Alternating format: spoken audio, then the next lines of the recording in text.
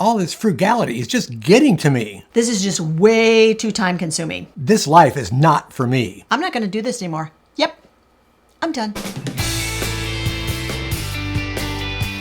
If you have ever entertained those thoughts, you are not alone. We recently received an email from a viewer who asked if we had some systems in place to sort of avoid burnout. Now, this viewer is doing a lot of things to track not only her frugality, but also the amount of money that she is saving. But we have some definite ideas to help you sort of balance out the minutia of details and what you might want to track and what you maybe don't need to track when it comes to saving money.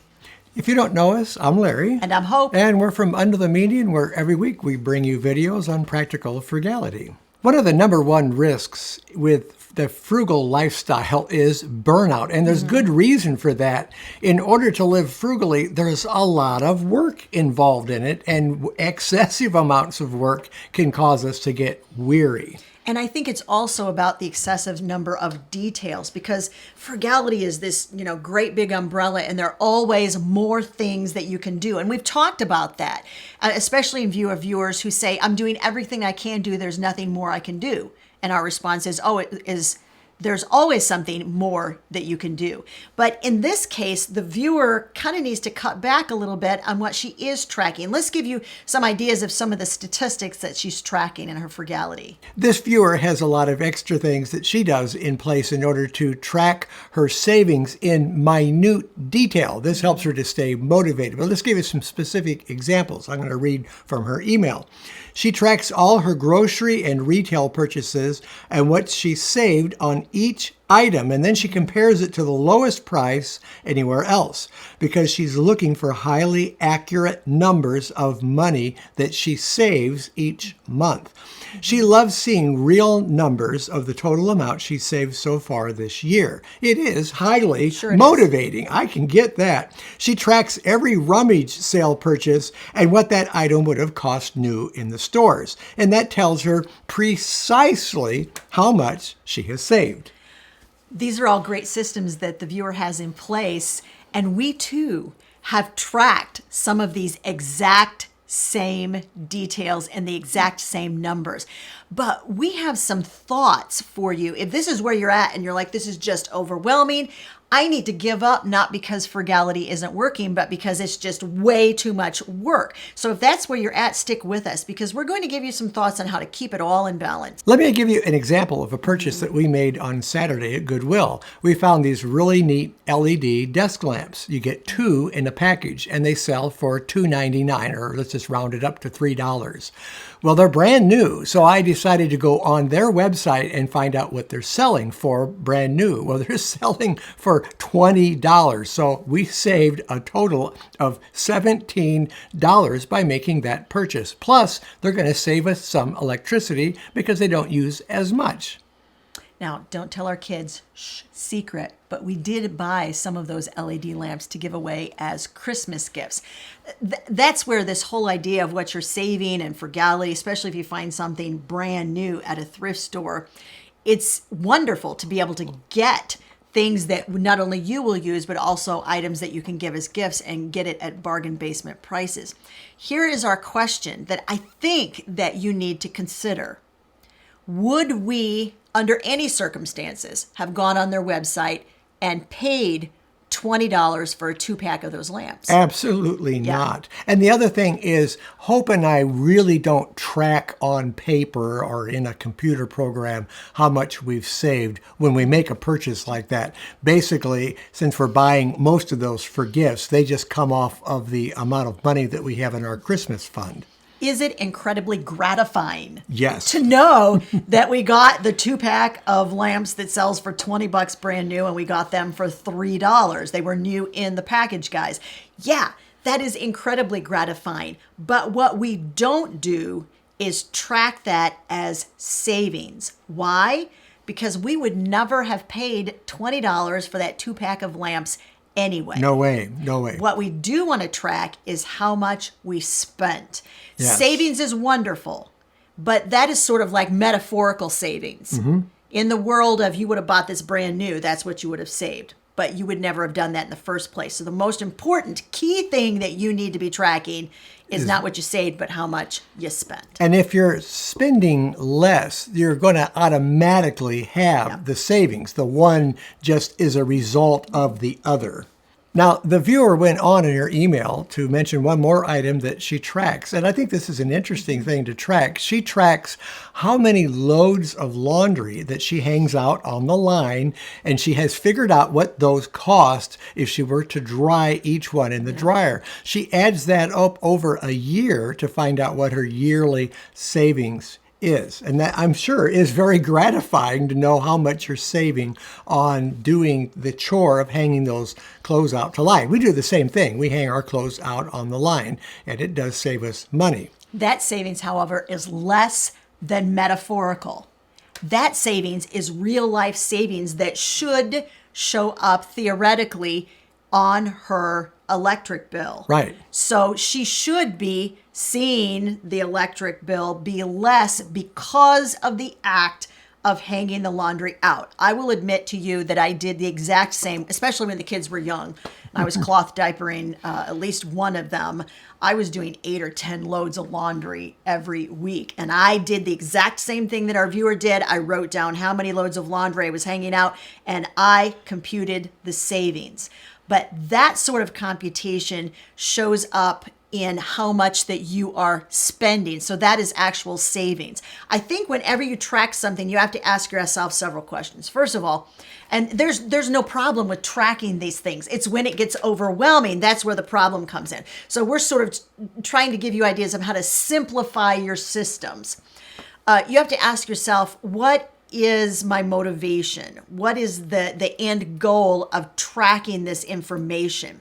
As we mentioned, the savings sort of information that our viewer is tracking, we have at points and times in our life tracked the exact same information. But stick with us, because we're going to give you some ideas of when it is super helpful to track in that minutia of detail. But you need to ask yourself, why am I doing this? What is the end goal? What sort of real information is this giving me? Yeah, and I think as far as hanging clothes out on the line, you know you're saving money by doing that. Sure. Do you have to know exactly how much? Well, that's a question you have to ask yourself. How important is that to you? And how important is your time? Because the amount of time that you're putting in on tracking this is very important as well. Here's another thing you want to define. So if you've defined your purpose, define which metrics matter most. We mentioned that we have tracked all of these things at one point or another in 35 years of being frugal. The times and spaces when we have tracked hard details like that have been when we are saving really, really hard for a specific goal. Right. When we were doing that, the viewer is right. It keeps you motivated. It does. When we understood the time, trouble, and effort that we were going to shop secondhand or to find used items or to buy off a marketplace, that was saving us, in a sense, a certain amount of real money. Because even if we wouldn't have bought those lamps new for $10, going back to our lamp example, or $20, would we buy them half price at $10? Nope.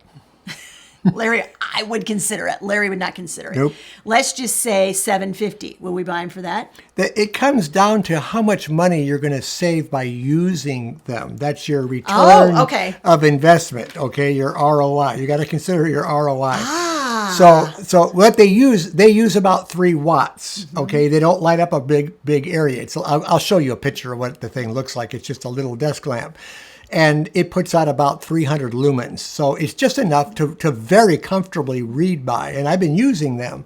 So it uses 3 watts. A regular LED bulb in a lamp uses anywhere from 5 to 6 watts. So you're cutting your bill down just maybe half just to use that instead of the other bulb.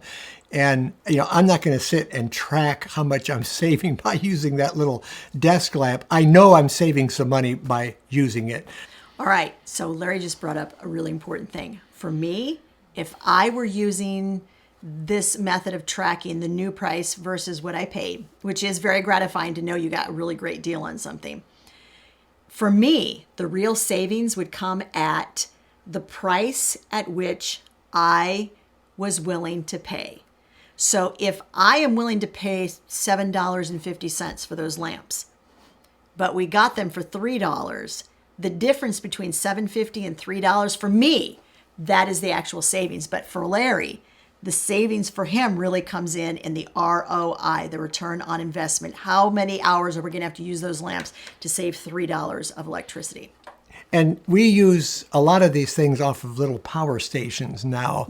And it also means, how often do I have to haul the power station out in the backyard and charge it up? This keeps them charged longer, so I'm doing less work. So it's saving me a little bit of time. There's that time factor coming back in. Here's a different metric that you might want to think about. And these are all just things for you to think about. So extrapolate these ideas we're giving you into what really works for you and what the metrics are that you feel like you need to be tracking in your finances. And just a reminder, we said that we did this periodically and we did it for short periods of time. Sometimes you just need to know in your own head, okay, I'm shopping secondhand and it's worth it because this is the percentage off of retail I'm getting. And then after we did that for 2 or 3 months, we're like, okay, I feel gratified knowing that, and I don't have to track it anymore for a period of time. I don't feel like I have to do it all the time. That's the question I think you have to ask yourself. You're going to do this for a period of time to prove to yourself, I'm actually saving money, and then you can move on? Or is this something you need to track all the time? When I'm driving our Prius, I drive my son back and forth to work, and most of it's highway driving, a little bit of town driving. I reset the trip odometer, and then that tells me my gas mileage for each trip. So I'm working on trying to get it up to 60 miles a gallon to take him back and forth to work. So I know that I'm saving money on gas, and it takes a little bit of work to get the car to go up to 60 miles per gallon. That's my goal. But I don't write all of that down. I don't track it on paper or on the computer. I just do it for every trip. I reset it each time. But as far as tracking it, I'm not tracking it that way. I'm not recording it. But I know in my heart of hearts, by doing this, I am saving money on gas that we would be normally spending money putting the gas in the car. And sometimes I think you just have to know you're saving money by doing the things that you're doing without having to know precisely how much you're saving. Larry brought up a really, really good word, though. Goals.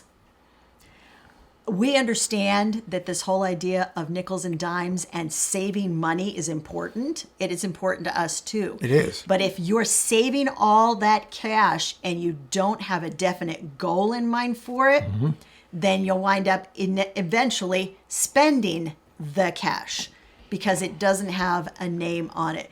Goals. That is our next define. When you are tracking information for the sake of frugality and to know how much money you're saving, you have to define your goals.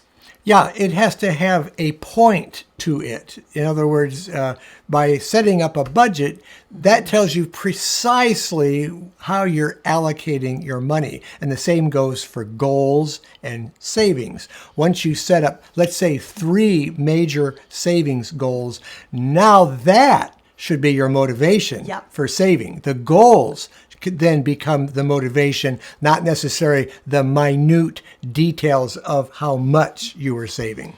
It is our goals which have driven the metrics Absolutely. which we have logged and kept track of, not the other way around.